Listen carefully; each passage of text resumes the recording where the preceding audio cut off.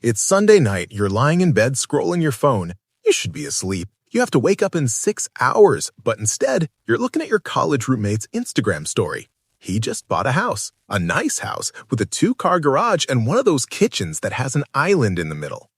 And something twists in your stomach because you make $95,000 a year. You're doing fine. You're objectively successful. But somehow, when you look at that house, you feel like you're failing. You feel broke. You feel behind. So you close Instagram, you open your banking app, you look at your checking account, $3,400. You look at your savings, $11,200, and you think to yourself, I make almost 6 figures. Where is all my money going? Why don't I feel rich? But here's the thing. Your dad made $42,000 a year in 1995, and he felt rich. He bought a house, he took your family on vacation, he had a boat, he seemed relaxed. Meanwhile, you're making more than double what he made adjusted for inflation, and you feel like you're drowning. What if I told you that the reason you feel broke has nothing to do with your income? What if I told you that you could make $500,000 a year and still feel poor? What if I told you that the feeling of being broke is not a math problem? It's a psychology problem, and the psychology problem has a name. It's called the comparison trap. And it's why you will never feel rich. My name is Marcus, and I think about money in ways that'll probably make you uncomfortable. On this channel, we don't talk about side hustles or crypto. We talk about the invisible psychological traps that keep you feeling broke even when you're objectively winning. If you've ever looked at your paycheck and thought, this should be enough, so why isn't it? Then you need to stick around. Because today, I'm going to show you why the number in your bank account has almost nothing to do with whether you feel wealthy. And once you understand this, you can't unsee it. Here's the lie we've all been sold since we were kids. The lie is this: wealth is a number. If you make $50,000, you're middle class. If you make $100,000, you're comfortable. If you make $250,000, you're rich. The amount of money you make determines how you feel about money. But that's not true. That's not even close to true. Because wealth is not absolute. Wealth is relative. You don't feel rich or poor based on what you have. You feel rich or poor based on what the people around you have. This is the comparison trap, and it's the most expensive psychological phenomenon you've never heard of. Let me introduce you to James. James is 34 years old. James makes $105,000 a year working in tech. That puts him in the top 25% of earners in America. James should feel successful, but James does not feel successful. James feels stressed. James feels behind. James feels broke. Why? Let's audit James's life, but we're not going to audit his bank account. We're going to audit his peer group, because James's peer group is what determines how he feels about his money. James went to a good college, University of Michigan, so most of his friends also went to good colleges. And people who go to good colleges tend to get good jobs. James's college roommate works at Google. He makes $240,000 a year. James's girlfriend's best friend is a doctor. She makes $280,000.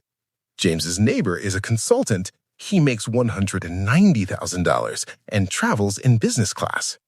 James makes $105,000. In America, that's great. In James's peer group, that's the bottom.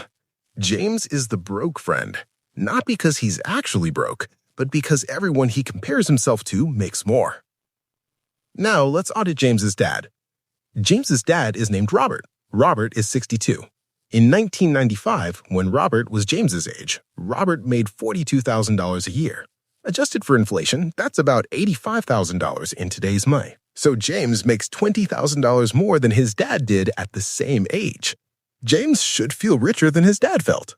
But Robert felt rich. Robert bought a house in 1996 for $130,000. Robert drove a paid-off Ford Taurus. Robert's friends were a plumber, a teacher, an electrician, and a guy who managed a grocery store. Robert's friends made between $35,000 and $50,000.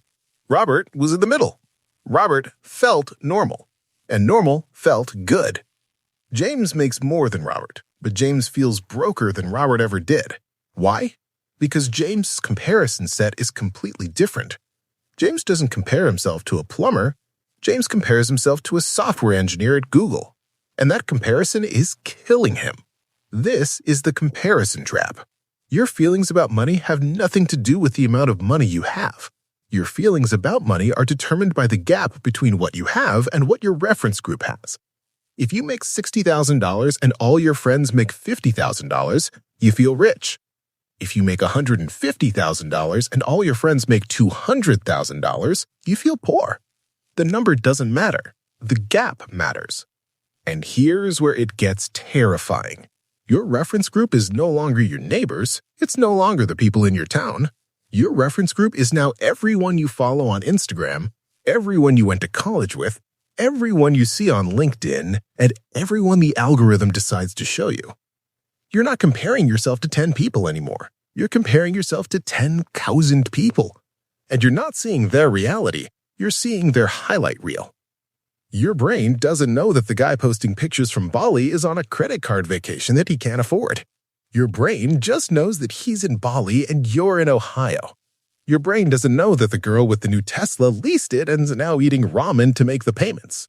Your brain just knows she has a Tesla and you have a 2015 Honda Civic. So you start spending, not because you want the thing, but because you need to close the gap. You need to prove to yourself and to everyone else that you're not falling behind. You buy the expensive dinner, you buy the new phone, you book the trip, not because it makes you happy, but because it makes you feel less poor. And the feeling lasts about 48 hours, and then you see someone else with something better, and the gap opens again. This is the comparison cascade. It's a never-ending arms race where the finish line moves every time you get close. You will never win because the game is rigged. The more you make, the more you're exposed to people who make more. You get the promotion to $120,000, and suddenly you're in meetings with people who make $300,000. You move to the nice neighborhood, and now your neighbors drive Range Rovers. Every time you level up, the comparison set levels up faster. Let me show you the math. Let's say James makes $105,000. He takes home about $75,000 after taxes. He pays $2,200 a month in rent because he lives in a neighborhood where his coworkers live. That's $26,400 a year. He has a car payment of $480 because he upgraded when he got his last raise. That's $5,760. He spends $800 a month on food because he eats out a lot. That's $9,600. He has student loans, insurance, subscriptions, a gym membership at the nice gym. Add it all up, and James has about $18,000 left at the end of the year. $18,000 sounds like a lot, but James doesn't feel like he has $18,000 because James just saw his coworker buy an $8,000 road bike. James saw his friend book a trip to Japan. James saw someone on LinkedIn post about their new promotion. So James feels poor. And when James feels poor, James spends. He buys the $220 shoes. He upgrades his phone. He goes to the expensive brunch. Not because he needs any of it, but because he's trying to close the gap. And the gap never closes. Now let's go back to Robert. Robert made $42,000 in 1995.